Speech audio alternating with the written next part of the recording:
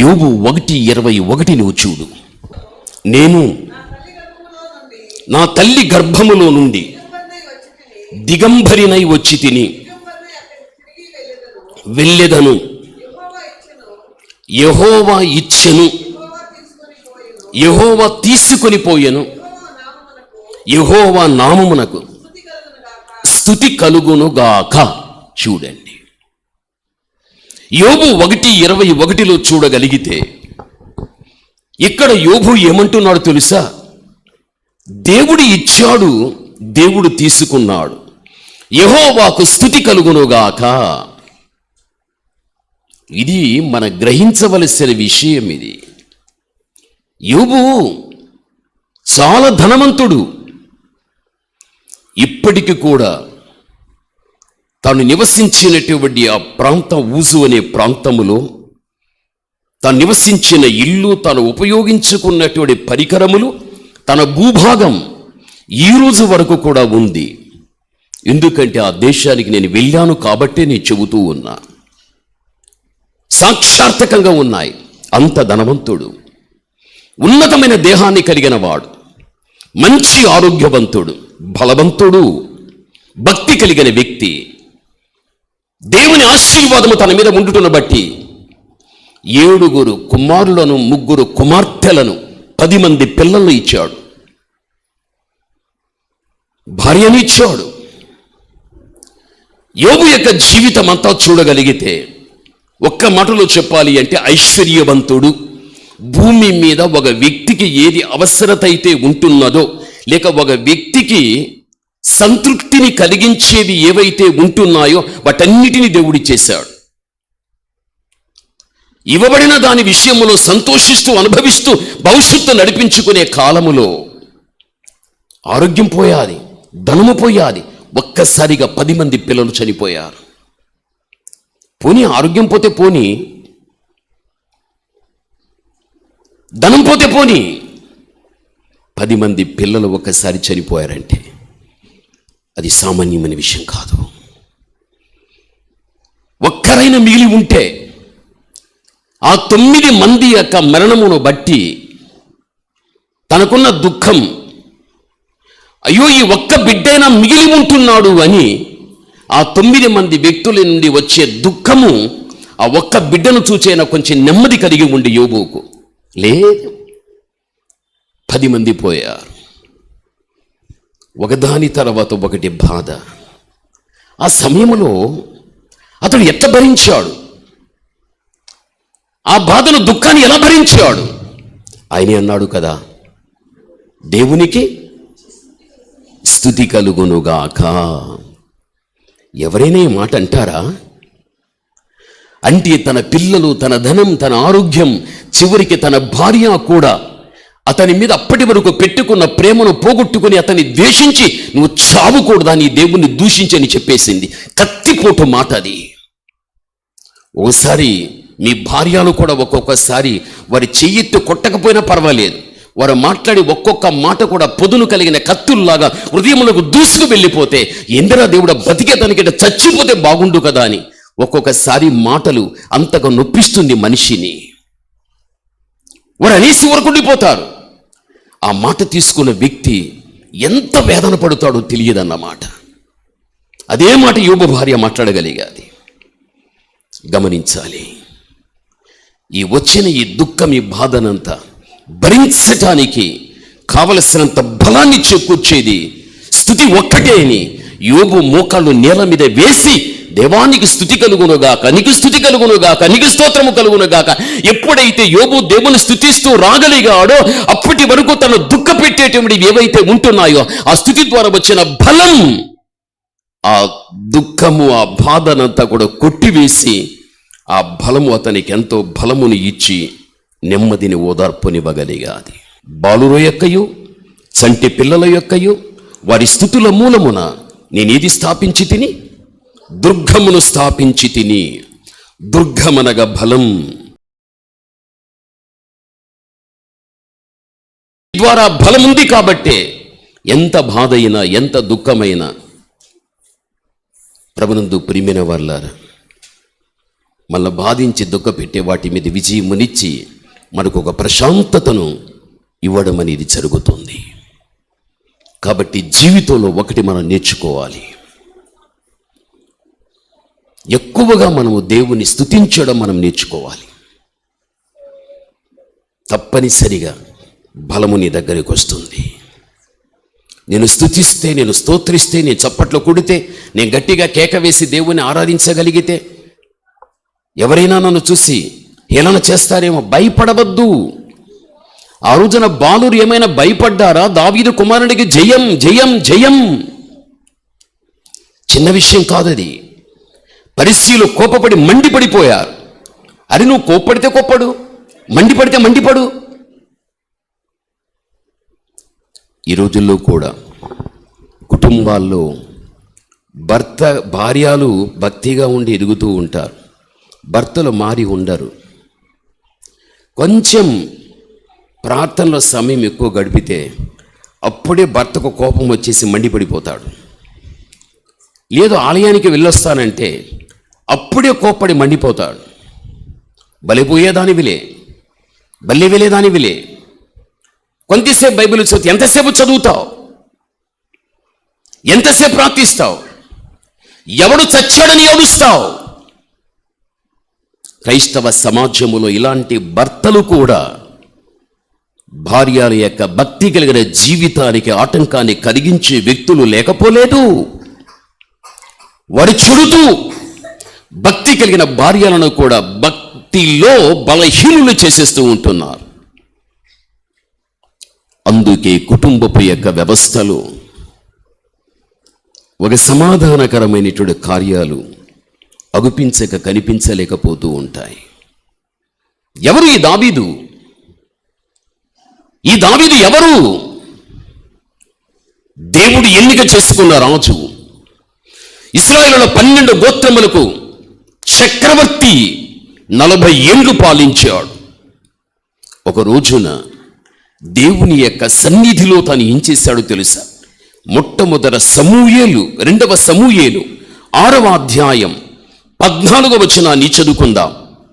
2వ సమూయేలు 6వ అధ్యాయం 14వ వచనాన్ని చదువుకుందాం.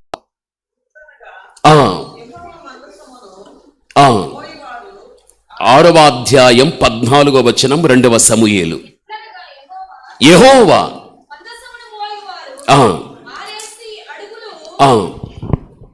చదువు.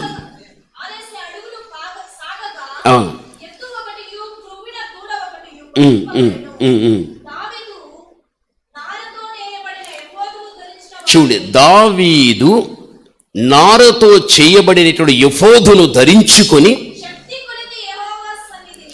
శక్తి కొలది యెహోవా సన్నిధిని నాట్యమాడుచు ఉండెను.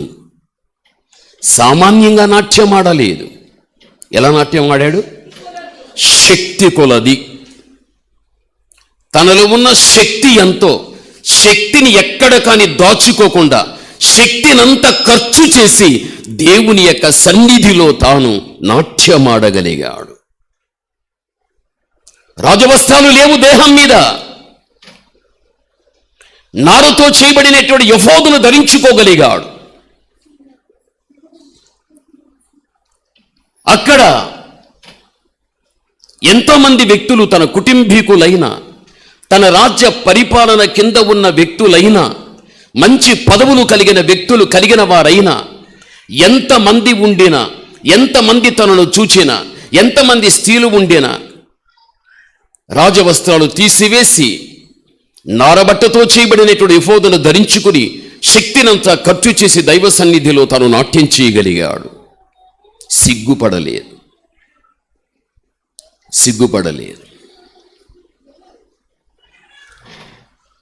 మరి జీవితంలో సిగ్గుపడే కార్యాలు ధైర్యంగా చేస్తాం. అయితే దేవుని సన్నిధిలో మాత్రం మనం సిగ్గుపడిపోతూ ఉంటాం.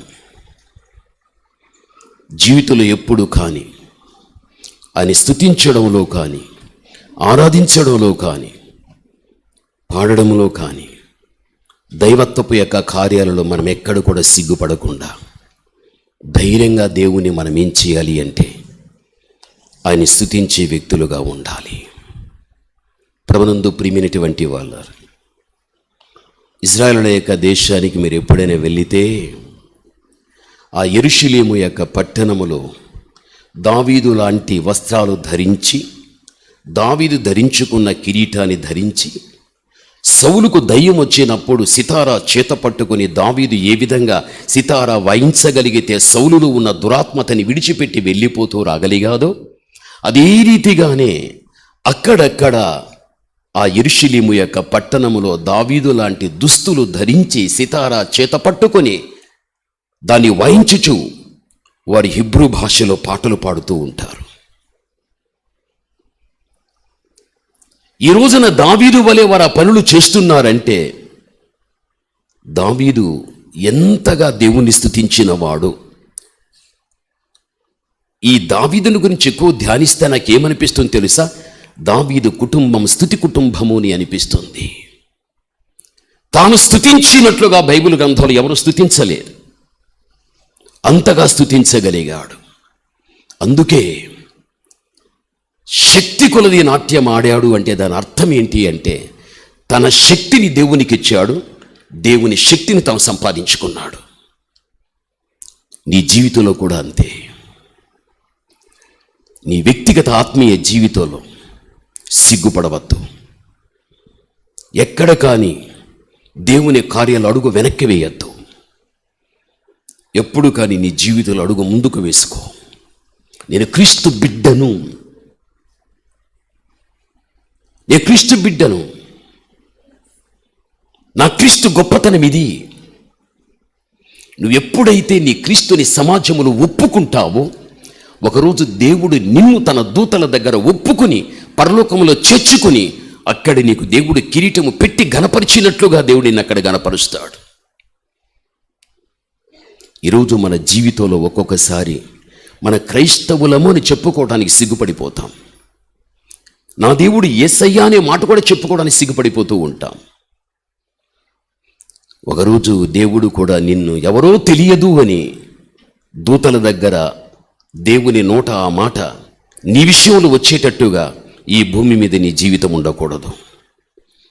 ప్రభునందు ప్రియమైనటువంటి వాళ్ళారు, ఎల్లవేళలా భార్యగా భర్తగా నీకిద్దరు ముగ్గురు నలుగురు ఎంతమంది పిల్లలు ఉండేనా రోజుకు కొన్ని నిమిషాలు దైవ సన్నిధానములో మనసారా నీ పెదవులు విప్పి దేవుని స్తుతించు. నిన్ను అభ్యంతరపరిచేవి, నిన్ను కలవరపెట్టేవి, నిన్ను కష్టపెట్టేవి, నీకు భయాన్ని కలిగించేవి, నీకు దిగులు కలిగించేవి ఎన్ని నిన్ను చుట్టుముట్టి నీకు నెమ్మది లేకుండా నిన్ను కృంగదీస్తున్నాయో ఆ సమయంలో ఉన్న నీవు స్తుతించగలిగితే దేవుడు నీ మధ్యన దుర్గాన్ని స్థాపిస్తాడు. ఆయన బలము దిగి వస్తుంది. ఆ బలము వస్తే అప్పటి వరకు నిన్ను కలవరపెట్టే ప్రతిదీ కూడా నేను విడిచిపెట్టే పారిపోతుంది. నీ యొక్క కుటుంబ వ్యవస్థలో, నీ వ్యక్తిగత జీవితంలో ఒక ప్రశాంతతతో కూడిన వాతావరణం దేవుడు ఇస్తాడు. అనుభవపూర్వకంగా సంవత్సరాల కొద్దీ అనుభవించిన జీవితము నాది. ఈ రోజు వరకు కూడా ఎన్నో పట్టి పెట్టుకుని ప్రాణాన్ని పిండేసేటువంటి శోధనలో ఉండిన వాటన్నిటిని ఎదుర్కొనే శక్తి ఒక స్థితిలోనే ఉంది. మనుషులు సేవలోకి వచ్చినప్పటి నుంచి ఈరోజు వరకు మనుషులు ఒక పక్క, సైతాను ఒక పక్క, అస్సలు ఒక రస్త్యం ఉండదన్నమాట. సంవత్సరాల తరబడి అయినా దేవుడు నా దగ్గర దుర్గాన్ని స్థాపించాడు. ఒకే స్తుతి ద్వారా జీవితంలో నీవు ఎందుకు స్తుతికి అంత ప్రాధాన్యత ఇవ్వాలి తెలుసా? ఎందుకు తెలుసా? పరలోకంలో దేవుడు ధవల సింహాసనం మీద కూర్చున్నాడు. ఆయన ఎదురుగా 4 జీవులు, 20 నెలల పెద్దలు. ప్రకటన 5లో చూడగలిగితే పరలోకమంతా కోట్ల కొలది దూతల సముదాయం. వీరందరూ కూడా ఏం చేసేవారు అంటే కేవలం స్తుతించడం అంతే. పరలోకంలో ఇంకొక పని లేదు అక్కడ ఉన్న వారికి. అదేవిధంగా పరలోక రాజ్యానికి ప్రతిబింబముగా ఉన్న సంఘం కూడా, సంఘంలో ఉన్న భక్తులు కూడా ఎప్పుడు ఆరాధించగలుగుతారో ఆరాధన దేవునికి మహిమ, ఆయనకు ఘనత, ఆయనకు ఖ్యాతి. ఆరాధన నీ ఒక్కడే దేవుడు, ఆరాధన నీవు తప్ప ఎవరూ లేరు, ఆరాధన నీ ఒక్కడి సృష్టికర్తవు అని తెలియపరిచేటువంటిది ఈ ఆరాధన. దాని యందు దేవునికి ఎంత సంతోషం తెలుసా?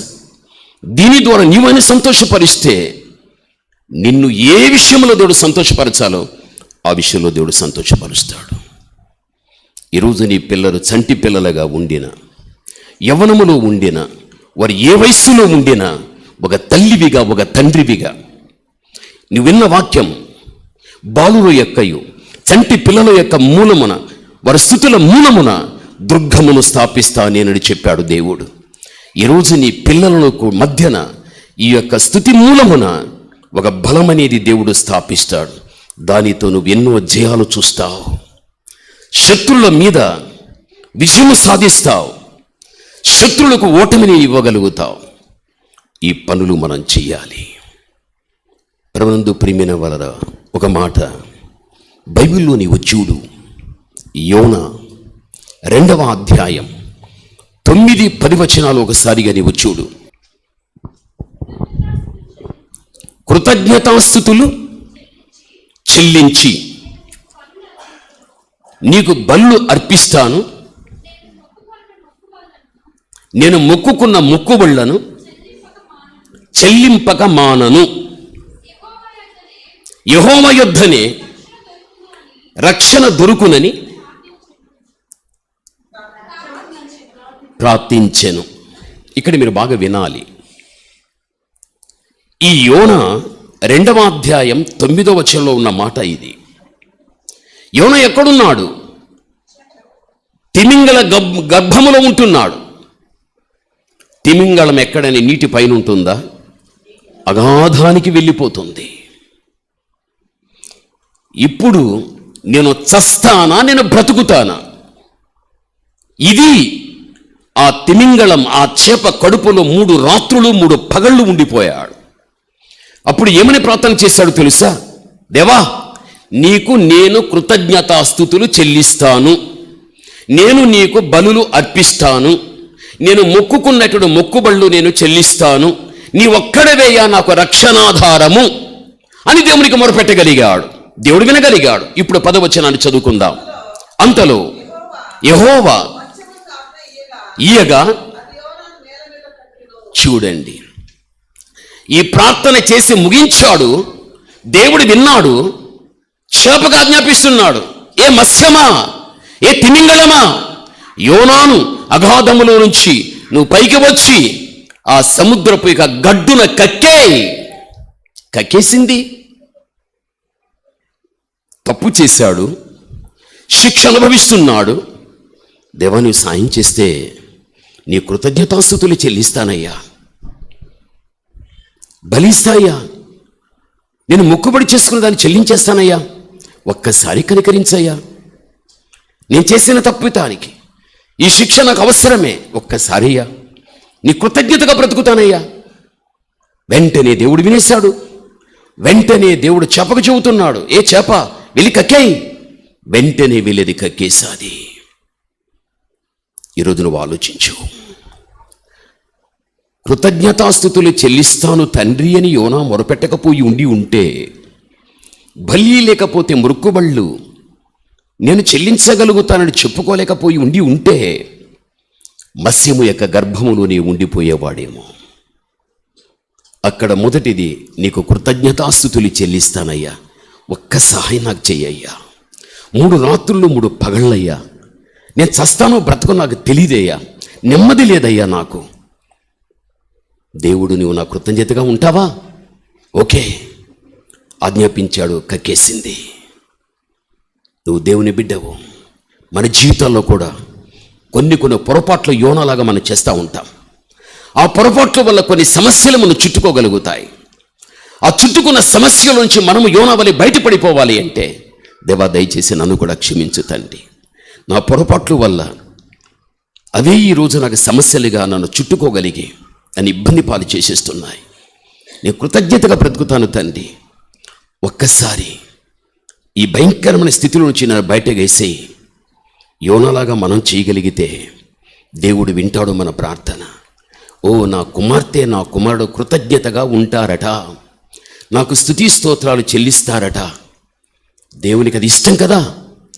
నువ్వు అంతే, తప్పు చేసి దాని ద్వారా పడే శిక్ష ఏదైనా ఉండని దేవుడు వెంటనే యోనాకు ఏ విధంగా విమోచన ఇచ్చాడో ఆయన బిడ్డలమైన మనకు కూడా దేవుడు ఇవ్వటానికి మంచి మనస్సు కలిగిన వాడు మన దేవుడు, మంచి మనస్సు కలిగిన వాడు. కాబట్టి కీర్తనాకారుడు చెప్పింది భూమి మీదకి వచ్చిన యేసుక్రీస్తు ప్రభుల వారు వ్రాయబడినది మీరు చదవలేదా అని పరిశీలతో చెప్పినట్టుగా బాలుర యొక్కయో చంటి పిల్లల యొక్కయో స్థుతుల మూలమున దుర్గమును నేను స్థాపించి ఉన్నాను. తల్లివిగా తండ్రివిగా నీ పిల్లలతో నీవు కలిసి నీవు ఆయన స్తుతించడం నువ్వు నేర్చుకోగలిగితే బలం వస్తుంది. నిన్ను బాధ పెట్టేవి ఎంత శక్తివంతంగా నీ దగ్గర పనిచేసినా నీ స్తుతి ద్వారా దిగివచ్చిన బలం వాటన్నిటి మీద నీ గెలుపునిచ్చి నీ వ్యక్తిగత జీవితాన్ని, నీ కుటుంబ వ్యవస్థను ఒక ప్రశాంతతలో నడిపించడం అనేది జరగగలుగుతుంది.